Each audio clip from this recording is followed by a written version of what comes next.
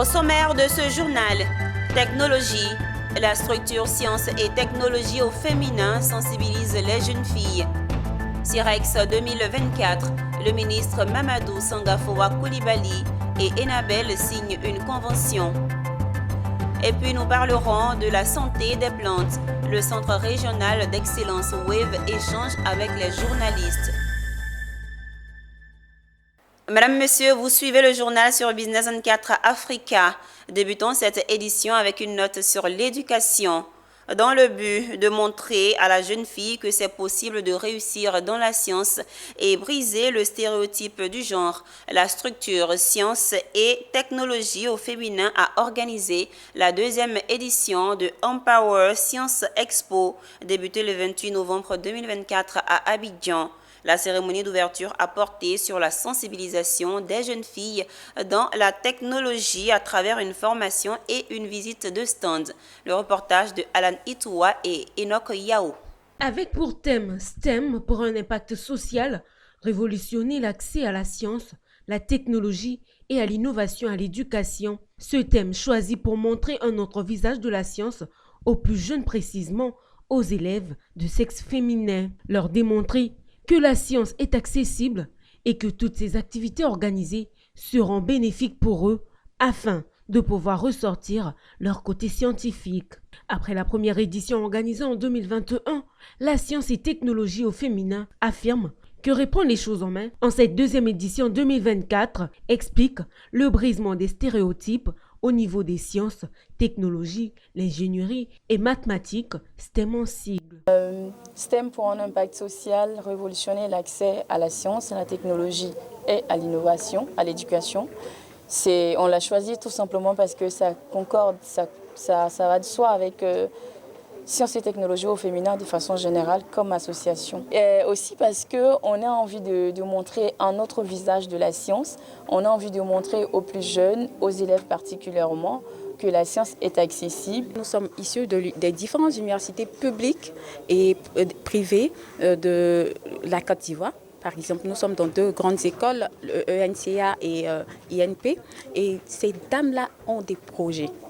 Voilà, parce que grâce à des sciences, on peut réaliser des projets et facilement mettre en place des entreprises. Soutenu par le ministère de l'Enseignement supérieur et de la Recherche scientifique, représenté par son directeur de cabinet, Arsène Kobea, qui lance un message aux Ivoiriens d'encourager les jeunes filles et femmes dans ce domaine. Tout ça participe de l'autonomisation des femmes. C'est donc une célébration aujourd'hui à l'effet d'encourager les plus jeunes qui sont là. Vous voyez, il y a des lycéennes qui sont là, il y a des universitaires qui sont là. Les convaincre qu'elles ont leur place entièrement, de façon à ce que les femmes soient autonomes, que partout dans toutes nos activités, les femmes prennent leur part. La plupart du temps, les gens considèrent les sciences comme étant adaptées aux hommes, mais pas aux femmes. Mais les STEM Girls m'ont permis de constater que les sciences étaient aussi adaptées aux femmes. J'ai décidé de me concentrer aux sciences. De ma part, moi j'ai fait la robotique. Le ministère de l'Enseignement supérieur et de la Recherche, à travers son représentant, affirme que la carrière dans la science, technologie et l'ingénierie rendra autonomes et participatives les femmes dans toutes les activités de la Côte d'Ivoire. Une note sur l'agroforesterie. Le projet Développe PACE, modèle de transformation agricole et d'emploi en Côte d'Ivoire, a pris fin le 29 novembre 2024 à Abidjan. Co-organisé par la GIZ et Comoé Capital, cet événement a mis en lumière l'impact d'une initiative qui vise à renforcer l'agro-industrie ivoirienne.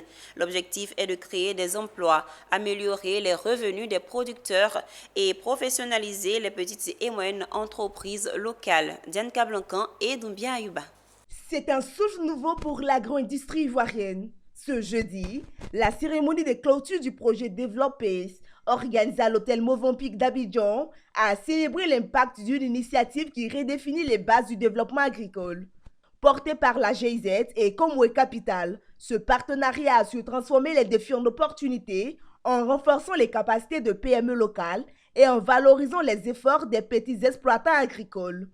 Pendant 4 ans, Ce projet a mis l'accent sur l'innovation, la création d'emplois et l'amélioration des conditions de vie dans les chaînes de valeur mangue, mil et agrumes. Le but était d'associer un fonds d'investissement impact comme Commun Capital qui accompagne des PME de transformation dans l'agro-industrie et la GIZ, la coopération allemande, dans le but de, en amont, dans les filières agricoles, organiser, structurer et accompagner les producteurs agricoles de sorte que ces PME que nous on accompagne à titre privé puissent bénéficier de sources d'approvisionnement fiables et durables. Cette cérémonie, riche en échanges et en témoignages inspirants, a permis aux acteurs du secteur agricole de partager les leçons tirées tout en envisageant des perspectives et synergies pour pérenniser ces acquis.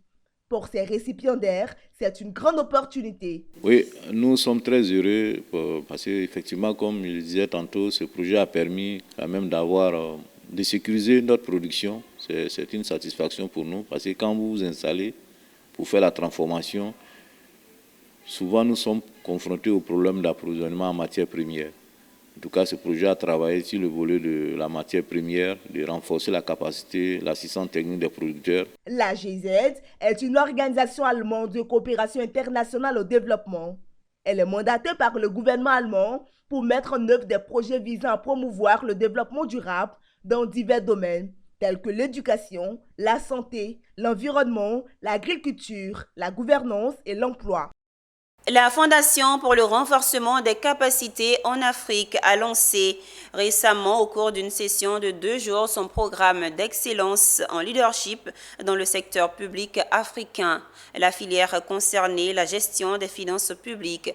L'atelier vise à présenter le programme, mettre en avant les plateformes d'apprentissage en ligne et soutenir les hauts cadres dans l'élaboration de leur plan personnel de développement du leadership. Mon désir Nascimento. C'est une session de 2 jours du programme d'excellence en leadership dans le secteur public africain, LIPS. Initié par la Fondation pour le renforcement des capacités en Afrique, ACBF, le programme LIPS offre une occasion unique aux hauts fonctionnaires de diverses institutions de gestion des finances publiques de Côte d'Ivoire et d'ailleurs de s'engager, d'apprendre et de diriger avec excellence. Représentant le ministre des Finances et du Budget, le professeur Bamba Ngaladjo a souligné l'importance de la gestion des finances publiques pour une bonne gouvernance. Ce programme, selon lui, contribuera à la mise en œuvre efficace de la stratégie nationale de réforme. Et puis l'autre aspect important de ce programme, c'est qu'il ne se focalise pas sur les formations métiers classiques.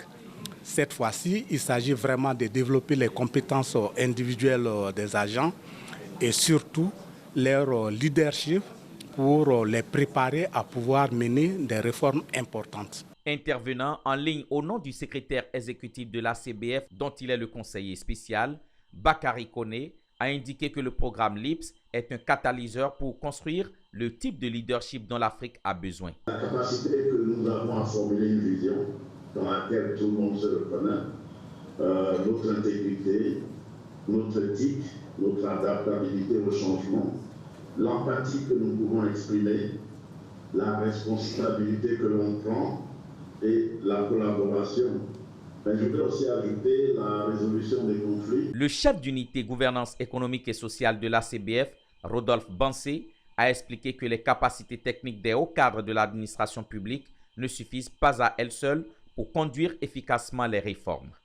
Les cadres des administrations publiques sont bien équipés en capacité technique pour exécuter les missions. Mais ce que nous avons noté, c'est que les capacités techniques ne sont pas suffisantes pour conduire efficacement les réformes, pour conduire efficacement la gestion publique. Il faudra aussi avoir les capacités donc managériales ou de leadership pour pouvoir réussir ces missions. Créé en marge des assemblées annuelles du groupe de la Banque africaine de développement 2023, le programme LIPS vise à adresser les défis auxquels l'Afrique fait face en ce moment avec des paysages budgétaires de plus en plus complexes. Dans le cadre de lutte contre le travail des enfants dans la production de cacao en Côte d'Ivoire et au Ghana, un nouveau cadre d'action couvrant la période 2024-2029 a été signé. Cet accord, fruit d'un partenariat entre les gouvernements ivoiriens et ghanéens, les États-Unis et les partenaires techniques et financiers, marque une étape importante dans la lutte de ce phénomène persistant. La cérémonie s'est tenue dans les locaux de la Première Dame de Côte d'Ivoire en présence de plusieurs acteurs engagés. La signature de ce nouveau cadre qui succède à l'accord de 2010 vise à intensifier les actions de prévention et de protection avec un accent particulier sur l'éducation, l'amélioration des revenus des producteurs et la traçabilité de la chaîne d'approvisionnement du cacao.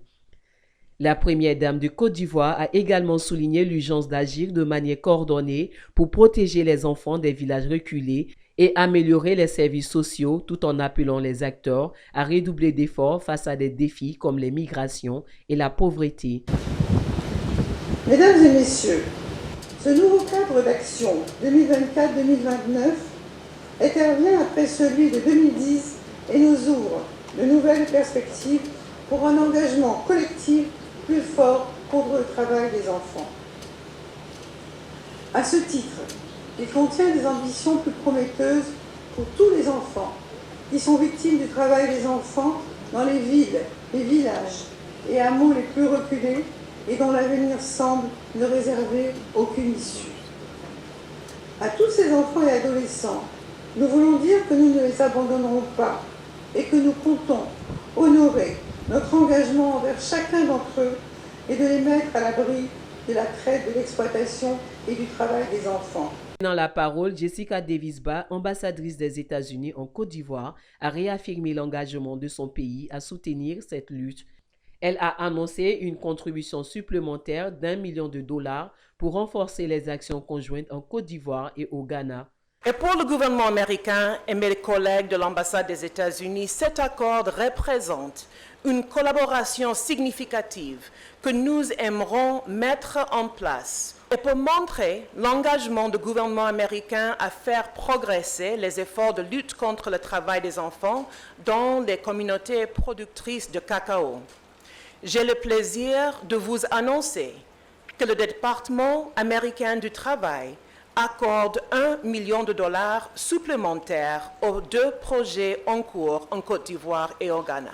En signant ce nouveau cadre d'action 2024-2029, les parties prenantes réaffirment leur détermination à éradiquer durablement le travail des enfants dans la filière cacao. Un défi ambitieux, mais réalisable grâce à une coopération renforcée entre gouvernements, entreprises et organisations internationales. C'était un reportage signé Amiko Robara et Enoch Yao. À présent, intéressons-nous au CIRES, Salon international des ressources extractives et énergétiques.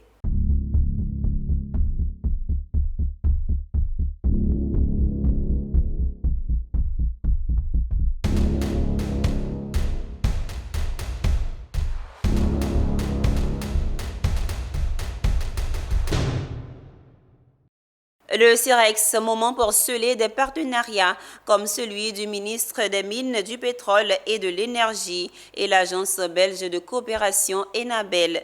Signée au Parc des Expositions, cette convention entre les deux partenaires vise à contribuer à la réduction des émissions de gaz à effet de serre. Konena Norgo et Marussi Siri ont suivi pour vous cette cérémonie de signature.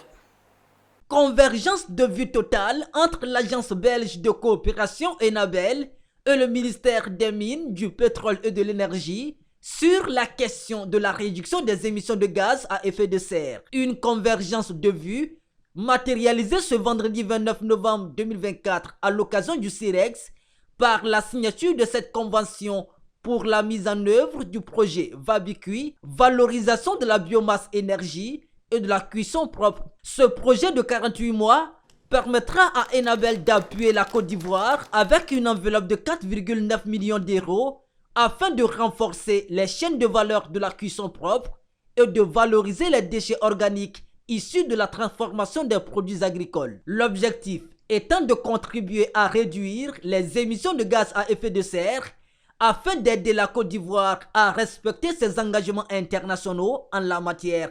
une convention qui témoigne des bonnes relations de coopération entre la Côte d'Ivoire et la Belgique.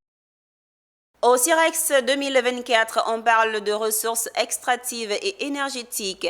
On parle également d'enjaillement. Après une troisième journée chargée d'activités, les participants du CIREX ont eu droit à une prestation de l'artiste Kérosène DJ pour un moment de détente.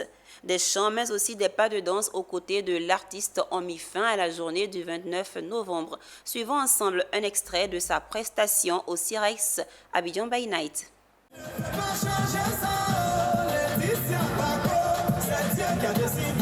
10%, si tu veux, faut me cacher. C'est moi, on va venir chercher.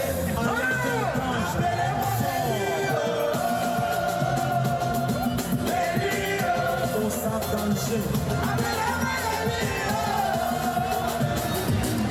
Les pères de famille,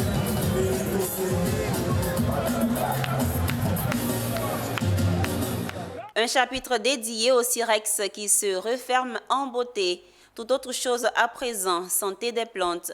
Le Centre régional d'excellence WAVE a organisé une journée de la presse au pôle scientifique de Bingerville. Cette cérémonie de la presse avait pour thème des cultures exemptes de maladies pour la sécurité alimentaire et financière en Afrique.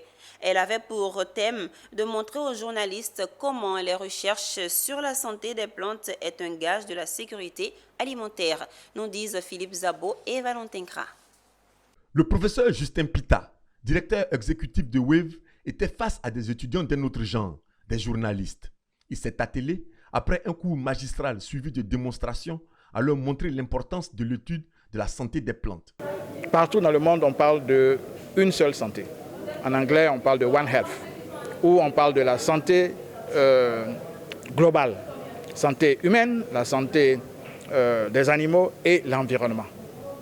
Et dans l'environnement, on englobe la santé des plantes. Nous avons démontré qu'il est important que la santé des plantes soit un pilier à part de l'approche One Health, parce que les plantes peuvent tomber malades. Et c'est ce que nous appelons ces menaces. Et ces menaces, elles sont plurielles. Après la démonstration, il est passé au vif du sujet en prenant l'exemple du manioc. Pour lui, cette plante pourrait disparaître à cause des maladies qui l'agressent. D'où l'importance de ce rendez-vous avec les journalistes pour alerter l'opinion publique sur les risques que courent les populations. On connaît l'importance de la tchéké dans notre alimentation. Mais nous avons démontré que si nous faisons garde, on risque de ne plus avoir du manioc pour faire notre tchéké à cause de ces menaces. La maladie de la strie brune qui est en train de venir de l'Afrique de l'Est, qui est en seulement l'Afrique centrale, et le variant ougandais de la maladie de la mosaïque africaine du manioc que nous venons d'identifier en Guinée. Il faut que l'information soit véhiculée, il faut que les gens ne soient pas ignorants, il faut qu'ils sachent. Et cela passe par quoi? La sensibilisation, la communication. Donc la prévention, passe par la sensibilisation et la communication. C'est pour ça que nous sommes heureux que les journalistes soient avec nous aujourd'hui, comprennent l'importance de la santé des plantes. La cérémonie a pris fin par une visite des 4 laboratoires de recherche de WAVE. Avec son siège en Côte d'Ivoire, WAVE, c'est un réseau de 13 institutions de recherche et d'enseignement supérieur travaillant sur la santé des plantes dans 10 pays d'Afrique du centre et de l'Ouest. À présent, l'actualité régionale.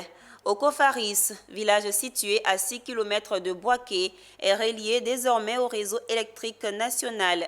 La mise sous tension de la localité s'est faite dans une ambiance festive où tous les ressortissants ont salué la venue de l'électricité. La fête de la lumière à Okofaris, à suivre dans ce reportage signé Emmanuel Bonzo, notre correspondant.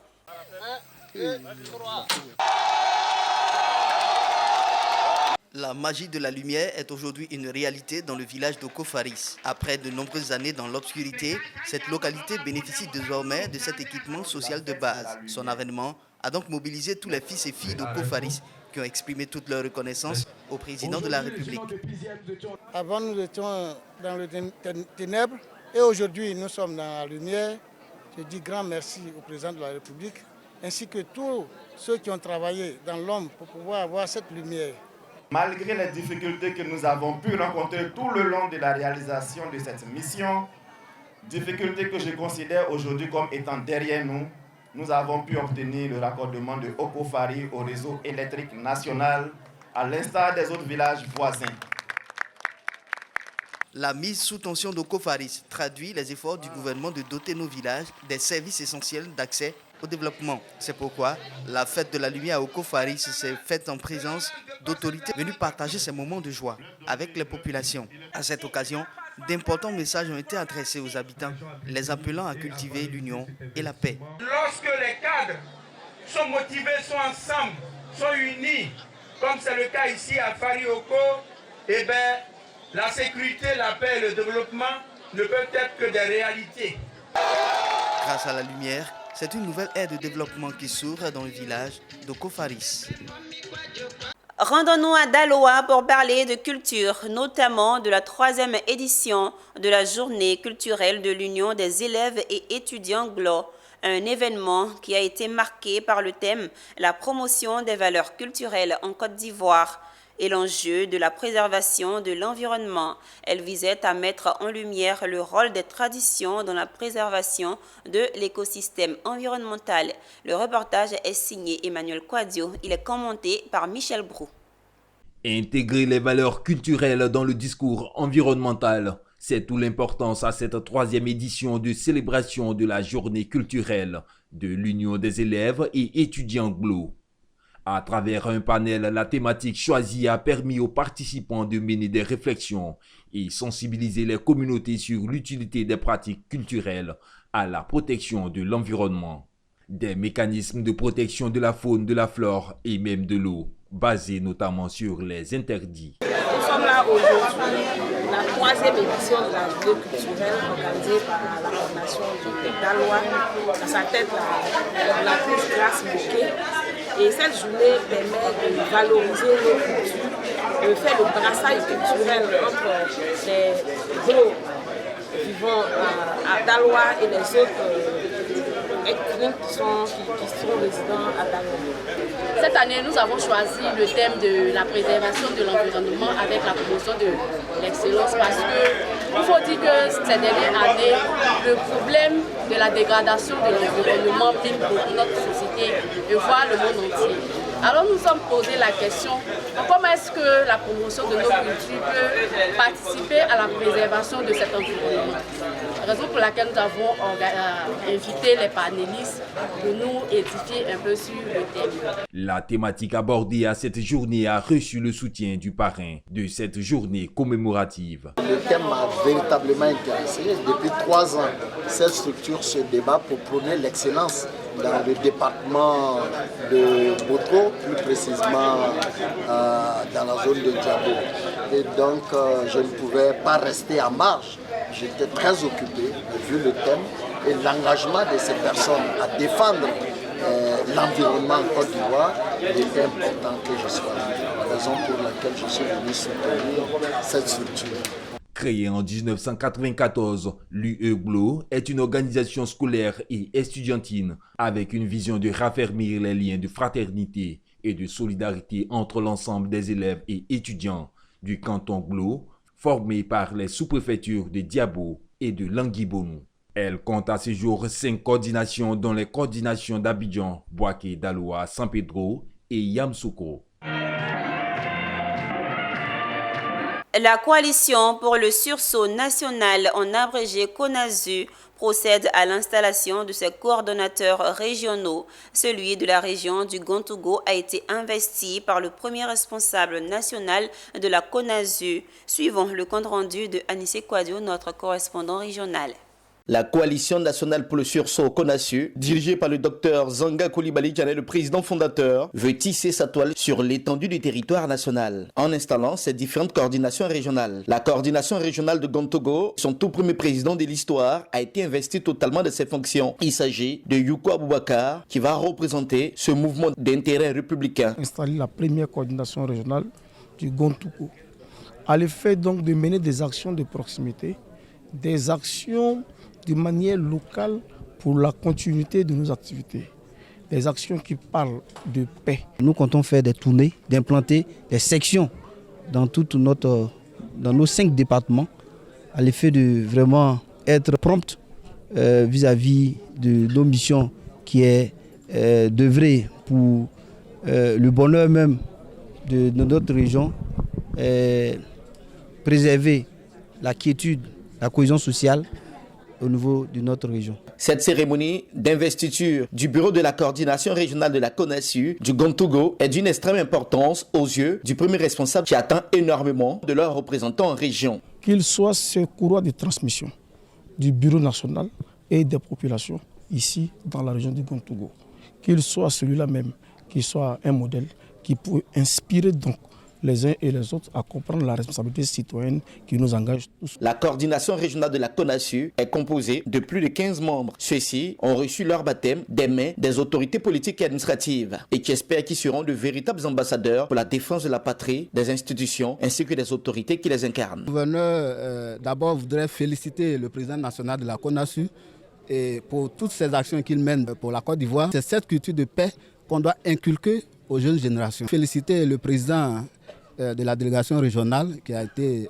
installée aujourd'hui. Notons que la coalition nationale pour le sursaut CONASU, dirigée par le docteur Zanga Coulibaly, qui en est le président fondateur, est une organisation de la société civile ivoirienne, un mouvement citoyen composé de plusieurs organisations, mouvements et associations politiques et apolitiques, ayant pour but de préserver la cohésion et l'unité nationale tout en défendant les institutions de la République et ceux qui les incarnent.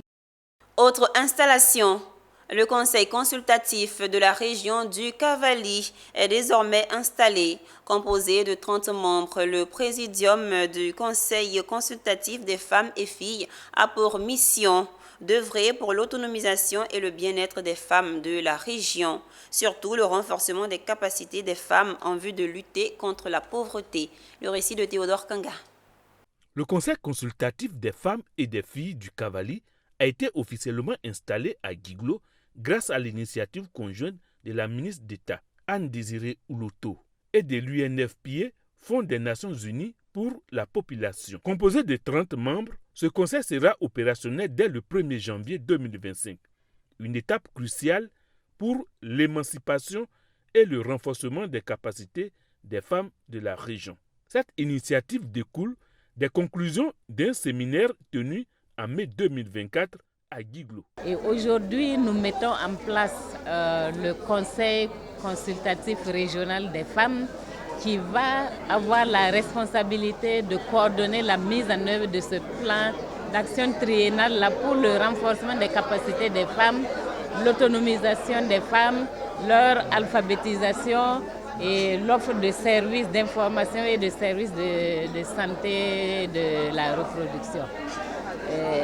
Outre la coordination de la mise en œuvre de ce plan d'action, ce conseil consultatif devra également suivre les engagements des partenaires et mobiliser des ressources justement pour la mise en œuvre du programme qui a été élaboré. L'objectif principal du conseil consultatif est de lutter contre la pauvreté et d'œuvrer pour l'amélioration des conditions de vie des femmes et des jeunes filles. La présidente de la région Anne-Désirée Ouloto a souligné l'importance de cette initiative, affirmant que les femmes doivent désormais être considérées comme le socle du développement régional. Il y a tellement de choses à faire pour la femme que je suis convaincu que vous pouvez être cette force de proposition qui va booster l'avenir de la femme dans notre région. La femme, ici dans le Cavali demain, peut être celle qui sera la promotrice du café, du cacao, la promotrice du manioc. Le présidium du conseil prend en compte les 4 départements de la région, garantissant ainsi une représentation équitable et diversifiée. Le présidium est composé de 4 femmes issues de chaque département du Cavali. Il n'y a pas de présidente en tant que telle, on aura 4 femmes qui vont composer le présidium. Et le mandat de ces femmes-là sera tournant. 6 mois par mandat. Et quand les 4 ont fini, nous retournons encore sur la première qui était déjà passée. Et cela pendant 3 ans. Grâce à cet outil, les femmes du Cavali s'engagent à contribuer activement au développement socio-économique. Le Conseil consultatif des femmes et filles du Cavali est une initiative prometteuse qui vise à transformer la vie des femmes et des jeunes filles de cette région forestière. Ceci marque la fin de ce journal. Merci de nous avoir suivis. Les programmes se poursuivent sur Business 24 Africa, votre télé utile.